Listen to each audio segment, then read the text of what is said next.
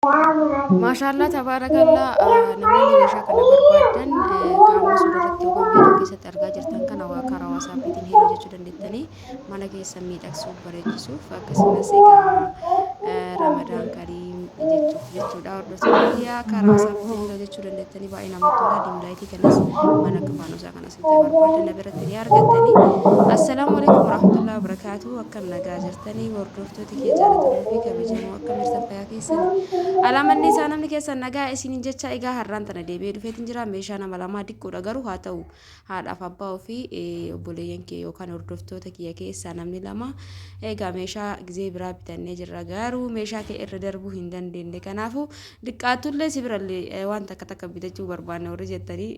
keessana dubbistan kunoo meeshaan keessan isinii bitamee jira maashaallah tabaarakallaa ulfaadhaa galatoomaa warri wanna hojjetu natti tolaa baay'ee takka galatoomii nu jettanii na galateeffattan homaa wanti an godhe hin jiru jechuudha maallaquma keessaniin isinii bituutti jira ulfaadhaa galatoomaa jaalala keessaniif kabaja keessaniif baay'ee takkanaaf galatoomaa isiniin jedha hordoftoota kiyyaa itti aansee kunoo asitti uffata obboleeyyan tiyya nama lamaaf shiita dhiyoo san kol fakkaatuu fi kootii gubbaan uffatamu naan jettee jirti kanaafuu kunoo kootiiwwan tanaa ayina lamatti bitee fi jira ayina wal fakkaatu hin dhabe takka tanatti halluun tun baay'ee takka bareedda kiyyatti jechuudha ta'ammal fuudhutti jirtuni hedduu jaaladha halluu akkana kanneen wanni tun ta gubbarraan uffatan tun baay'ee takka bareeda diizaayiniin sillee namatti tolti shiita gubbaan ni bareeddi jechuudha kunoo hidhaa qabdi diizaayiniin si baay'ee takka bareeda itti aansee mootuu halluu kaan itti illee bitee jira halluu kunoo bittaa kalarii kana jechuudha kunoo ni argitan jedhetii yaada itti aansee immoo diriyaan immoo kol fakkaatu naan jette waan ta'eef kunoo kan wal fakkaatutti bitee fi kunoo ni argitan jedhee yaada diriyaaf shaarbii hin hodhisiifne abbaan akka barbaadetti hodhisiifatu jechuudha kunoo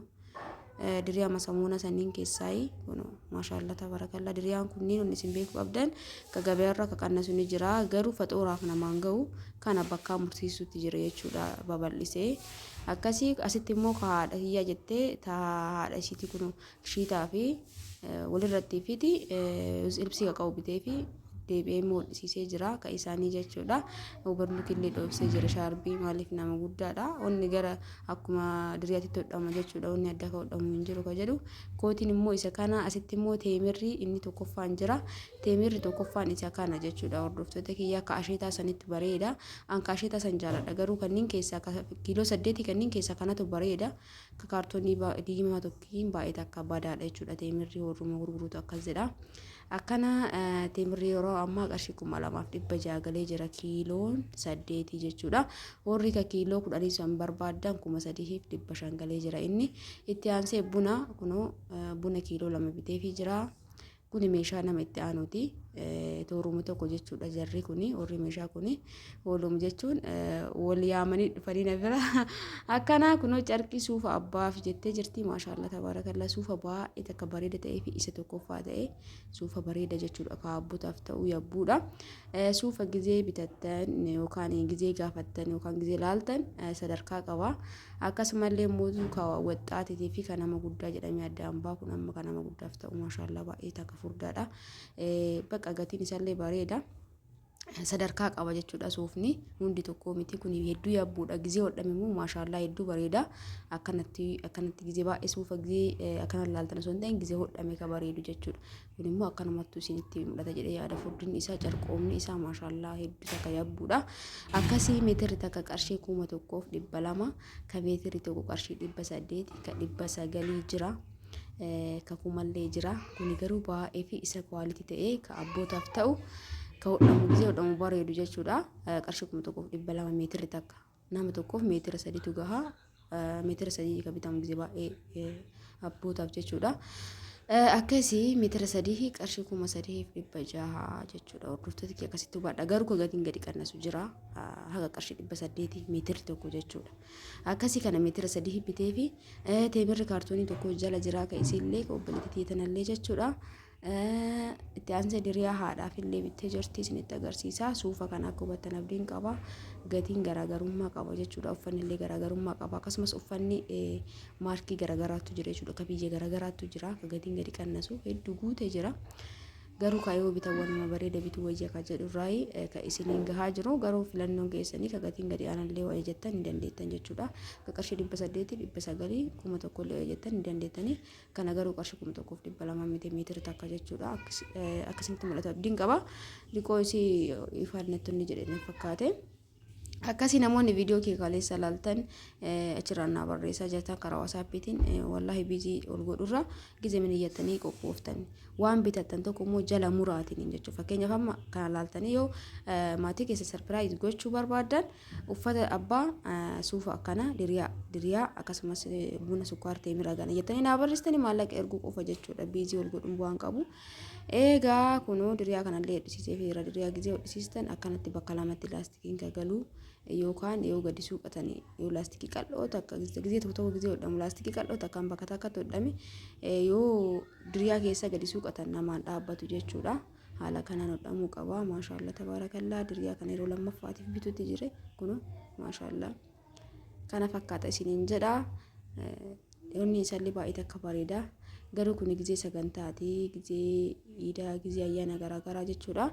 Biraan dabalataan kashiitaa kana osoo bittanii fi bareeda.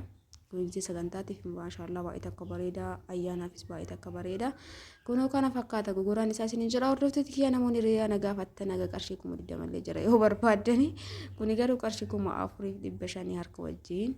diriicha qarshii 4,200 bitee waldaan isaa qarshii 300 diriyaa jechuudha. Egaa kana fakkaata shaarbii isaatii akkasumallee immoo diriyaa isaatii kuni kaasitti argitan kuni halluu warqaammallee qaba magaalallee qaba gara kanatu xiqqoosii bareeda jechuudha. Kanaaf warqaammallee ni bareeda magaalillee jira. Sagurmaa jallee kunoo ka isarraa fi ka gurrarraa murame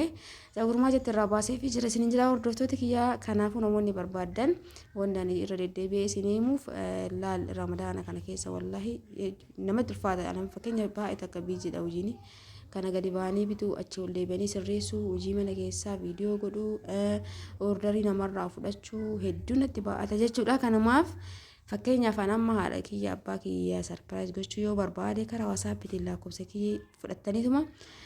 heeloo jettanii haadha kiyyaaf akkana abbaa kiyyaaf akkana teemira akkana meeshaa manallee barbaadan meeshaa akkana barbaada sanii booda maallaqa keessan ergattanii meeshaan isiniif bitama jechuudha. Wanni isin barbaadanii kanuma jechuudha. Gabaabsa jechuu barbaadeeti haasa'a. Egaa yoo isin mufachiisee dhiifama isiniin jecha kunoo kana fakkaata.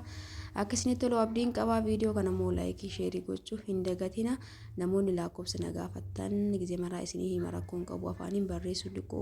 orgaa waan ta'eef duwwaa 9 duwwaa 1 21 duwwaa 6 73 karaa waasaappiitiin heloo jettan na argattan jechuudha. Achirratti isin keessummeessa hunda keessanuu ani immoo inni guddaan isitti meeshaa gizee ordarii godhatanii maallaqa ergatan meeshaa obbira tursiisuu jechuun amma dafee isiniif erga